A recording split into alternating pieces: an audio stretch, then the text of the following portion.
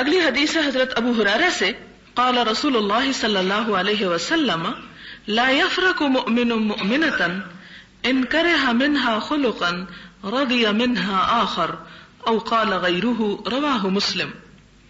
جناب ابو ہریرہ رضی اللہ عنہ روایت کرتے ہیں کہ رسول کریم صلی اللہ علیہ وسلم نے فرمایا، کوئی مسلمان اپنی مسلمان عورت سے نفرت نہ کرے، اس لیے کہ اگر اس کو کوئی بات یا عادت اس کی بری لگے تو کوئی دوسری عادت اسے پسند بھی آئے گی۔ اب افسوس کی بات یہ ہے کہ آج کل کوئی مردوں کو یہ باتیں سمجھانے والا نہیں رہا، جس کی وجہ سے انہوں نے عورتوں کے ساتھ وہ ظلم و ستم اور وہ معاملات شروع کر دیے کہ جو ہونے نہیں چاہیے۔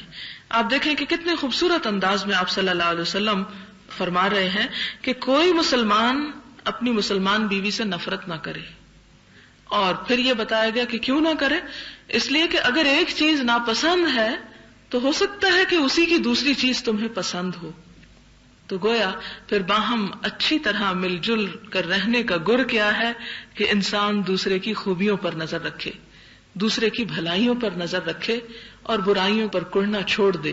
اس لیے کہ اگر انسان دوسرے کی برائیوں پہ کڑتا ہی چلا جائے تو اس سے کوئی نتیجہ نکل نہیں سکتا، کوئی فائدہ ہو نہیں سکتا، اس لیے کہ صرف کڑنے سے کسی کی برائی دور نہیں ہو سکتی۔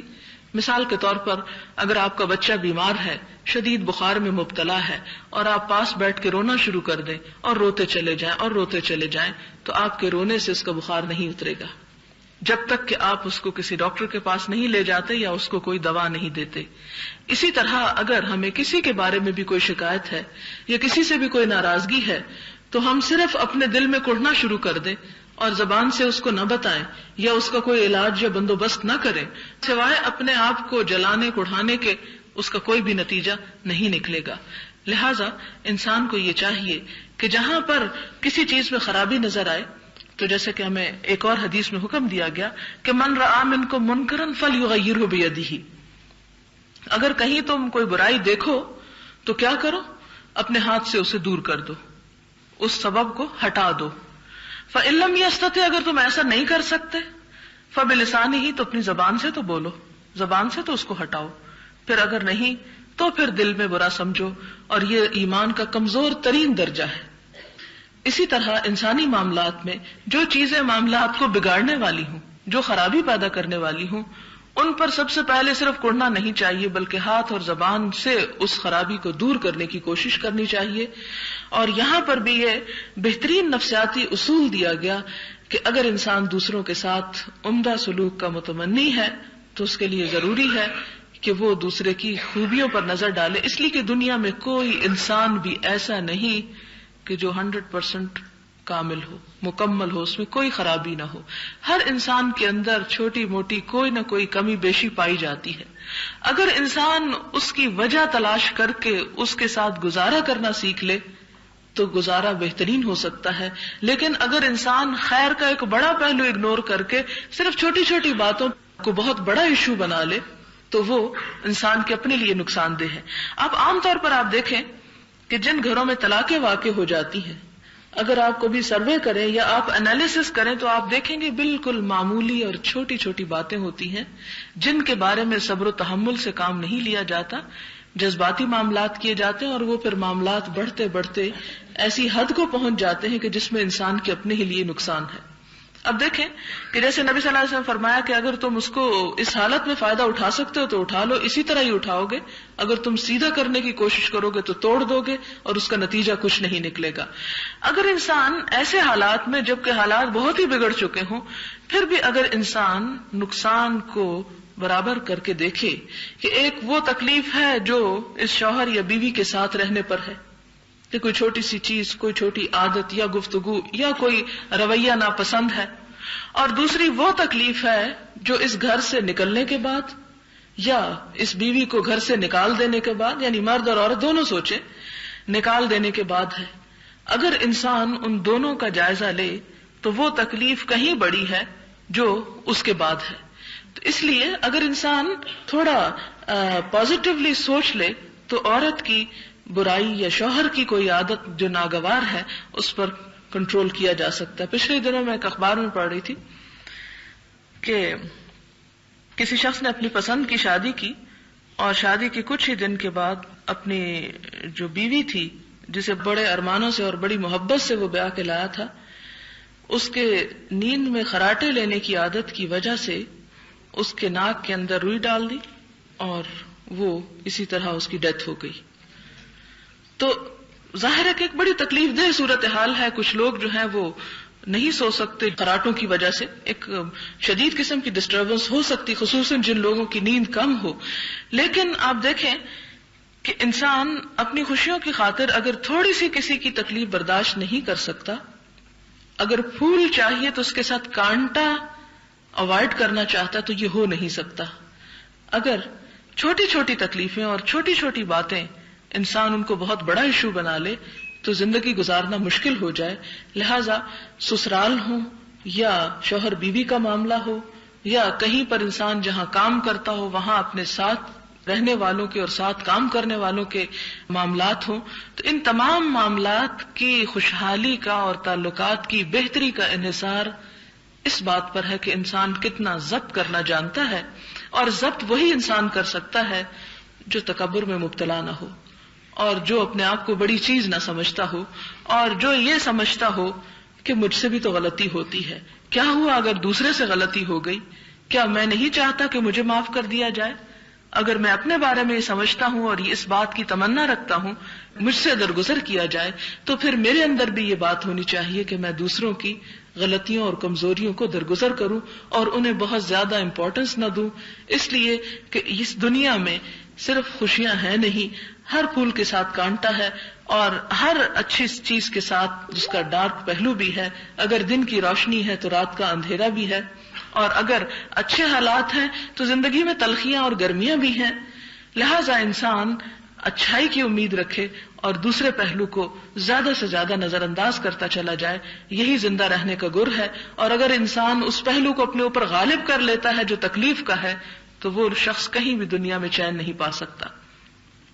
پھر اسی طرح اگلی حدیث ہے کہ جناب عمرو بن احوص جشمی رضی اللہ عنہ راوی ہیں کہ میں نے رسول اللہ صلی اللہ علیہ وسلم کے حجۃ الوداع کے موقع پر اللہ تعالی کی حمد و ثنا اور نصائح اور واعظ کے بعد یہ فرماتے ہوئے سنا، خبردار عورتوں کے ساتھ بھلائی کا انداز اختیار رکھو، اس لیے کہ وہ تمہارے پاس قیدی ہیں اور تم ان سے سوائے اپنے خاص حق کے کسی اور چیز کے مالک نہیں ہو.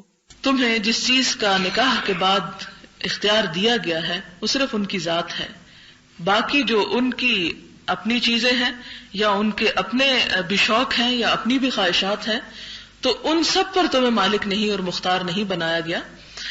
ہاں اگر وہ خلاف عصمت و آبرو کوئی حرکت کریں یعنی بے حیائی کا کوئی کام کریں تو بطور سزا یہ کر سکتے ہو کہ اپنے بستر سے انہیں دور رکھو اور ہلکی مار بھی مار سکتے ہو مگر ضرب شدید نہیں. پھر وہ تمہاری بات مان لیں تو اور کوئی تکلیف نہ دو. یہ سورۃ النساء کی اس آیت کی تفسیر بھی ہے کہ جس میں یہ آتا ہے کہ فَإِذُوهُنَّ فَاهْجُرُوهُنَّ فِي الْمَضَاجِعِ وَاضْرِبُوهُنَّ کہ اگر تمہیں ان کے نشوز کا ڈر ہو تو نشوز سے مراد پھر کیا ہوا؟ یہ حدیث اس کی وضاحت کرتی ہے کہ بے حیائی کا ارتکاب، کہ اپنے شوہر کے خاص حق میں کسی دوسرے مرد کو شریک کرے. تو ایسی صورت میں مرد کو کیا حکم دیا گیا کہ پہلے تو سمجھائے، نہ سمجھے تو پھر اس سے قطع تعلق ہی کرے، اس پر بھی نہ سمجھے تو پھر تیسرے درجے پہ مار سکتا ہے، لیکن کیسی مار؟ ضرب شدید نہیں. کہ اس کی بھی دو باتیں بتا دی گئی کہ ایسا نہ ہو کہ جس سے جسم کے اوپر کوئی نشان رہ جائے اور ایسا بھی نہ ہو کہ جو چہرے کے اوپر ہو. تو پھر حضرت ابن عباس سے کسی نے پوچھا پھر وہ کیا ہو؟ تو آپ نے کہا جیسے مسواک جیسی چیز سے مارنا. واضح رہے کہ تم کو اگر بیویوں پر کچھ حق ہے تو بیوی کو بھی تم پر حق حاصل ہے. یہ اللہ تعالیٰ نے عورت کے حق کی حفاظت کی اور فرمایا کہ اگر تمہیں حق ہے بیوی پر تو بیوی کا بھی تم پر حق ہے. بیوی پر تمہارا تو حق یہ ہے کہ وہ ان سے ربط و ضبط اور بے تکلفی کا تعلق نہ رکھے جن کو تم ناپسند کرتے ہو. یہ ہے شوہر کا حق بیوی کے اوپر کہ بیوی ان کے ساتھ ایسا تعلق نہ رکھے یعنی دوسرے مردوں کے ساتھ بے تکلفی کا یا ایسا تعلق کہ جسے شوہر ناپسند کرتا ہو، جس سے وہ غیرت کھاتا ہو یا جس سے وہ ناگوار سمجھتا ہو، یعنی تمہارے بستر تک ان کو رسائی نہ دیں. یا تمہارے گھر میں تمہارے ناپسندیدہ فرد کو داخل نہ ہونے دیں، یعنی شوہر حاضر ہو یا غائب ہو کسی حال میں بھی، کیونکہ اس سے تعلقات جو ہیں ان کے اندر بگاڑ آتا ہے۔ اور ان کا تم پر کیا حق ہے؟ یہ حق ہے کہ ان کے کھانے کپڑے کے انتظام کے ساتھ ان سے حسن سلوک برتو، یعنی مرد کی ذمہ داری کیا ہے کہ بیوی کو کھانا کپڑا دے اور اس سے اچھا برتاؤ کرے، بہترین اخلاق سے پیش آئے، کیونکہ جب مرد بد اخلاقی کرتا ہے تو عورت تو ہے ہی جذباتی، وہ جذبات میں اور زیادہ بولے گی اور اس سے معاملات بگڑ سکتے ہیں۔ لہٰذا پہلے نمبر پر مرد کو حکم دیا گیا کہ وہ صبر و ضبط سے کام لے، اور بیوی کا کیا حق رکھا گیا شوہر کے اوپر کہ وہ کسی ایسے شخص کو اپنے گھر میں نہ آنے دے کہ جس کا آنا شوہر کو ناگوار ہو۔ اگلی حدیث ہے حضرت معاویہ بن حیدہ سے رضی اللہ عنہ راوی ہیں کہ میں نے رسول اللہ صلی اللہ علیہ وسلم سے عرض کیا کہ یا رسول اللہ، ہماری بیویوں کا ہم پر کیا حق ہے؟ آپ صلی اللہ علیہ وسلم نے فرمایا، جب اور جو تو کھائے اسے بھی کھلا۔ یہ نہیں کہ شوہر بہترین چیز کھائے اور عورت بچا کچا کھائے، جیسے ہمارے معاشرے میں ہوتا ہے کہ پہلے شوہر کھا لے، بچے کھا لے، نوکر کھا لے، سب کھا لیں، اور پھر عورت جو ہے وہ بچا کچا برتنوں میں سے سمیٹ کے کھائے۔ تو یہ نہیں، بلکہ شوہر کو بھی جس طرح جس برتن اور جس قسم کے کھانے کا حق ہے، عورت کو بھی وہی کھانا کھانا چاہیے۔ عام طور پر آپ نے کئی گھرانوں میں دیکھا ہوگا، بڑی بوڑھیاں جو ہیں وہ بچیوں کو کچھ خاص قسم کے کھانوں سے اور چیزوں سے روک دیتی ہیں کہ یہ مت کھاؤ، اس سے جلدی جوان ہو جاؤ گے، اور اس قسم کے جو بلا وجہ کی پابندیاں اور قید ہیں۔ تو اسلام نے کسی ایسے کھانے سے منع نہیں کیا جو مرد کھا سکتا اور عورت نہ کھا سکتی ہو، اور جس طرح کہ قرآن پاک میں بھی آیا کہ اللہ نے تمہیں رزق دیا تھا، پھر فجعلتم منہ حلالا وحراما، کہ تم نے اس سے حلال اور حرام کے فلسفے خود گھڑ لیے اور خود اس کو تقسیم کر دیا۔ نہیں، باقی تمام چیزوں میں عورت کے حقوق وہی ہیں، صرف گھر کی ذمہ داری کے معاملے میں مرد کو قوام بنایا گیا اور عورت کو اس کا مددگار بنایا گیا۔ پھر اسی طرح فرمایا کہ جب اور جیسا لباس تو پہنے اسے بھی پہنا، یعنی اگر خود قیمتی پہنتے تو بیوی کو بھی قیمتی پہناؤ۔ لیکن آج کل کی عورتیں تو ماشاءاللہ مردوں سے بھی زیادہ قیمتی پہنتی ہیں۔ ان کے منہ پر نہ مارو، ان کے منہ پر نہ مارو، خاص طور پہ منع کیا گیا۔ اسے گالی نہ دو، ابیوز نہ کرو، اس لیے کہ پھر اگر عورت کے منہ سے نکلی تو مرد اسے اپنی عزت اور وقار کے خلاف سمجھے گا اور اس سے معاملہ جو ہے وہ حد سے زیادہ بگڑ جائے گا۔ لہٰذا مرد کو پہلے درجے پہ روکا گیا کہ وہ ایسا نہ کرے، اسے علیحدہ نہ کرو، مگر گھر کے اندر ہی، یعنی گھر سے مت نکالو۔ پھر اگلی حدیث ہے حضرت ابو ہریرہ سے، بیان کرتا ہے کہ نبی محترم صلی اللہ علیہ وسلم نے فرمایا، باعتبار ایمان تم میں وہ شخص کامل مومن ہے جس کا اخلاق اچھا ہو، یعنی ایمان صرف زبانی اقرار کا نام نہیں بلکہ عملی طور پر بہترین اخلاق کا ہونا جو ہے وہ ایمان کا اظہار ہے۔ اور ساتھ ہی فرمایا کہ تم میں بہترین وہ ہے جس کا برتاؤ اپنی بیوی سے بہترین ہو، یعنی اخلاق کا مظاہرہ سب سے پہلے گھر سے کرو۔ یہ نہیں کہ گھر والوں کے ساتھ تم بدتمیزی سے پیش آؤ اور باہر تم سب سے اچھے انسان نظر آؤ، نہیں، سب سے بہترین وہ ہے جس کا سلوک یا جس کا اخلاق اپنی بیوی کے حق میں اچھا ہے۔ حضرت ایاس بن عبداللہ بن ابی ذباب رضی اللہ عنہ فرماتے ہیں کہ رسول اللہ صلی اللہ علیہ وسلم نے فرمایا، اللہ کی بندیوں، عورتوں کو نہ مارا کرو۔ کچھ عرصہ گزرا تھا کہ حضرت عمر فاروق رضی اللہ تعالیٰ عنہ آپ کی خدمت میں آئے اور عرض کیا، یا رسول اللہ صلی اللہ علیہ وسلم، آپ کی رعایت کی وجہ سے کہ عورتوں کو نہ مارو، عورتیں اپنے شوہروں پر غالب آ گئی ہیں اور ان کی دلیری بہت بڑھ گئی ہے۔ یہ حالت معلوم ہونے کے بعد آپ صلی اللہ علیہ وسلم نے انہیں مارنے کی اجازت دے دی۔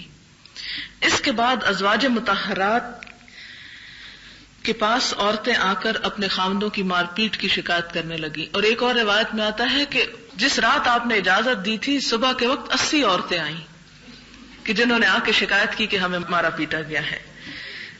تب جناب رسول اللہ صلی اللہ علیہ وسلم نے ارشاد فرمایا کہ اہل بیت محمد صلی اللہ علیہ وسلم کے پاس بہت سی عورتیں اپنے شوہروں کی شکایات کرنے آئی ہیں، ایسے شوہر سن لیں کہ وہ بھلے اور بہتر نہیں ہیں، یعنی جو مارتے ہیں وہ اللہ کے رسول صلی اللہ علیہ وسلم کی نظر میں ناپسندیدہ مرد ہیں۔ ساتھ ہی یہ فرمایا گیا نا کہ وہ شوہر اچھے نہیں ہیں، تو جو اچھا بننا چاہے وہ ایسا نہ کرے۔ جناب عبداللہ بن عمرو بن عاص سے روایت ہے کہ رسول اللہ صلی اللہ علیہ وسلم نے فرمایا، دنیا ایک پونجی ہے اور اس پونجی کا بہترین حصہ نیک اور صالح عورت ہے، اس کو مارنے کی کبھی ضرورت ہی نہیں پڑے گی۔ 35واں باب، یہ باب ایک قرآنی آیت اور 8 احادیث پر مشتمل ہے۔ حق الزوج علی المرأة، شوہر کا اپنی بیوی پر حق اور اس کی تاکید۔ قال اللہ تعالی الرجال قوامون علی النساء بما فضل اللہ بعضهم علی بعض وبما انفقوا من اموالهم فالصالحات قانتات حافظات للغیب بما حفظ اللہ۔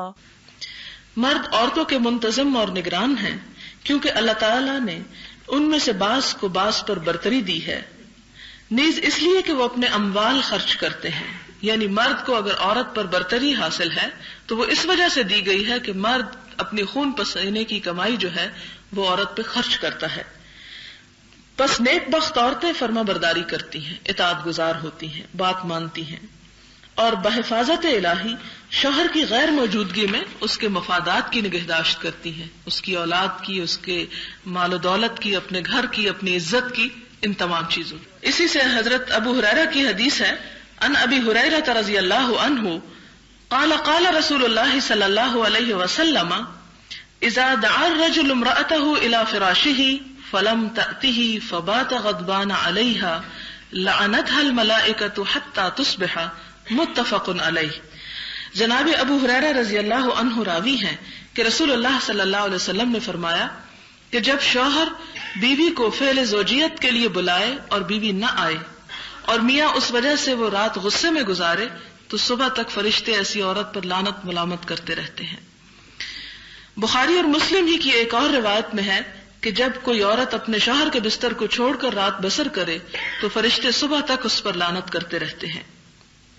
ایک اور روایت میں یوں ہے کہ رسول اللہ صلی اللہ علیہ وسلم نے فرمایا، قسم اس ذات کی جس کے قبضے میں میری جان ہے کہ کوئی شوہر اپنی بیوی کو اپنے بستر پر بلائے اور عورت انکار کر دے تو آسمان والے اس وقت تک اس سے ناراض رہتے ہیں جب تک اس کا شوہر اس سے راضی نہ ہو۔ جناب ابی ہریرہ سے روایت ہے کہ رسول اللہ صلی اللہ علیہ وسلم نے فرمایا، کسی عورت کے لیے یہ جائز نہیں کہ وہ شوہر کی موجودگی میں اس کی اجازت کے بغیر نفلی روزے رکھے، اور نہ یہ جائز ہے کہ شوہر کی اجازت کے بغیر اس کے گھر میں کسی کو آنے کی اجازت دے۔ اگرچہ یہ باتیں بہت ناگوار بھی گزرے تو یہ جان لیں کہ یہ سب بخاری مسلم کی متفق علیہ روایات ہیں، صحیح احادیث ہیں۔ اگر ایمان ہے تو اللہ کے رسول صلی اللہ علیہ وسلم کی بات کو مان لیں، اور اگر آپ صلی اللہ علیہ وسلم ہی سے کوئی نسبت نہیں تو پھر ظاہر ہے آپ کی بات بھی اچھی نہیں لگے گی۔ جناب عبداللہ بن عمر فاروق رضی اللہ عنہما بیان کرتے ہیں کہ نبی صلی اللہ علیہ وسلم نے فرمایا کہ تم میں سے ہر شخص نگران اور ذمہ دار ہے، اور ہر نگران سے اپنے زیر دست کے بارے میں باز پرس ہوگی۔ حاکم بھی ذمہ دار ہے، مرد بھی اپنے اہل خانہ کا ذمہ دار ہے، اور عورت بھی اپنے شوہر کے گھر اور اس کی اولاد کی نگہبان اور ذمہ دار ہے۔ غرض کہ تم میں سے ہر شخص نگران اور ذمہ دار ہے، اور ہر ذمہ دار سے اپنے زیر دست کے بارے میں باز پرس ہوگی، یعنی ان کی رعایا کے بارے میں پوچھا جائے گا۔ اگلی حدیث جناب ابو علی طلق بن علی سے روایت ہے کہ رسول اللہ صلی اللہ علیہ وسلم نے فرمایا، جب بھی کوئی مرد اپنی بیوی کو تکمیل خواہش کے لیے بلائے تو اسے فوراً آنا چاہیے، خواہ وہ تندور پر روٹی ہی کیوں نہ پکا رہی ہو۔ یہ ترمذی اور نسائی کی روایت ہے، اگرچہ بخاری اور مسلم کی نہیں لیکن ترمذی اور نسائی کی ہے۔ جناب ابو ہریرہ رضی اللہ عنہ روایت کرتے ہیں کہ نبی کریم صلی اللہ علیہ وسلم نے فرمایا، اگر میں کسی کو کسی کے سامنے سجدہ کرنے کا حکم دیتا تو عورت سے کہتا کہ وہ اپنے خاوند کو سجدہ کرے، یعنی اگر ہوتا، لیکن دیا نہیں گیا۔ لیکن یہ مثال اس لیے دی گئی کہ عورت جو ہے اپنے شوہر کے ساتھ عزت اور احترام سے پیش آئے، اس کے ساتھ بچوں کا سا معاملہ نہ کرے یا اس کی بے عزتی نہ کرے۔ ام المومنین ام سلمہ رضی اللہ عنہا بیان فرماتی ہیں کہ رسول اللہ صلی اللہ علیہ وسلم نے فرمایا کہ کسی عورت کا ایسی حالت میں انتقال ہو جائے کہ اس کا شوہر اس سے راضی اور خوش ہو تو وہ عورت جنتی ہے۔ جناب معاذ بن جبل رضی اللہ عنہ راوی ہیں کہ رسول اللہ صلی اللہ علیہ وسلم نے فرمایا کہ دنیا میں کوئی بھی عورت جب اپنے شوہر کو اذیت اور تکلیف پہنچاتی ہے تو جنت کی حور اس عورت سے کہتی ہے کہ اللہ تیرا ستیہ ناز کرے، تو اپنے میاں کو نہ ستا، یہ تو تیرے پاس چند روزہ مہمان ہے اور بہت جلد تجھ سے بچھڑ کر ہمارے پاس آنے والا ہے، یعنی اگر وہ نیک ہو۔ جناب اسامہ بن زید رضی اللہ عنہما روایت کرتے ہیں کہ رسول اللہ صلی اللہ علیہ وسلم نے ارشاد فرمایا کہ میرے بعد مردوں کے لیے عورت سے بڑھ کر کوئی اور فتنہ نہیں ہوگا. وآخر دعوانا الحمدللہ رب العالمین. سبحان اللہ وبحمدہ عدد خلقہ ورضا نفسہ وزنۃ عرشہ ومداد کلماتہ. سبحان اللہ العظیم. اللہم صل علی محمد وعلی آل محمد كما صليت على إبراهيم وعلى آل إبراهيم إنك حميد مجيد. اللهم بارك على محمد وعلى آل محمد كما باركت على إبراهيم وعلى آل إبراهيم إنك حميد مجيد. ربنا آتنا في الدنيا حسنة وفي الآخرة حسنة وقنا عذاب النار. ربنا لا تزغ قلوبنا بعد إذ هديتنا وهب لنا من لدنك رحمة إنك أنت الوهاب. ربنا هب لنا من أزواجنا وذرياتنا قرة أعين واجعلنا للمتقين إماما. يا حي يا قيوم برحمتك نستغيث. اللهم انفعنا بما علمتنا وعلمنا ما ينفعنا وزدنا علما. اللهم إنا نسألك الهدى والتقى والعفاف والغنى. اللهم أحسن عاقبتنا في الأمور كلها وأجرنا من خزي الدنيا وعذاب الآخرة. اللهم إنا نسألك من الخير كله عاجله وآجله ما علمنا منه وما لم نعلم. اللهم إنا نعوذ بك من شر كله عاجله وآجله ما علمنا منه وما لم نعلم. يا حي يا قيوم برحمتك نستغيث. اللهم إنا نسألك علما نافعا ورزقا طيبا وشفاء من كل داء. اللهم إنا نعوذ بك من قلب لا يخشع ونفس لا تشبع ودعوة لا يستجاب لها وعلم لا ينفع. يا حي يا قيوم برحمتك نستغيث. اللهم طهر قلوبنا من النفاق وعملنا من الرياء ولساننا من الكذب فإنك تعلم خائنة الأعين وما تخفي الصدور. يا حي يا قيوم برحمتك نستغيث. اللهم إنا نعوذ بك من جهد البلاء ودرك الشقاء وسوء القضاء وشماتة الأعداء. يا حي يا قيوم برحمتك نستغيث. لا إله إلا الله أنت الحليم الكريم. سبحان الله رب العرش العظيم والحمد لله رب العالمين. رب نسألك موجبات رحمتك وعزائم مغفرتك والغنيمة من كل بر والسلامة من كل اسم. لا تدع لنا ذنبا إلا غفرته ولا هما إلا فرجته ولا حاجة هي لك رضا إلا قضيتها يا أرحم الراحمين. ربنا تقبل منا إنك أنت السميع الدعاء وتب علينا إنك أنت التواب الرحيم. وصلى الله تعالى على خير خلقه محمد وعلى آله وأصحابه وأهل بيته أجمعين برحمتك يا أرحم الراحمين. إلهي آمين. سبحانك اللهم وبحمدك نشهد أن لا إله إلا أنت نستغفرك ونتوب إليك. والسلام عليكم ورحمة الله وبركاته.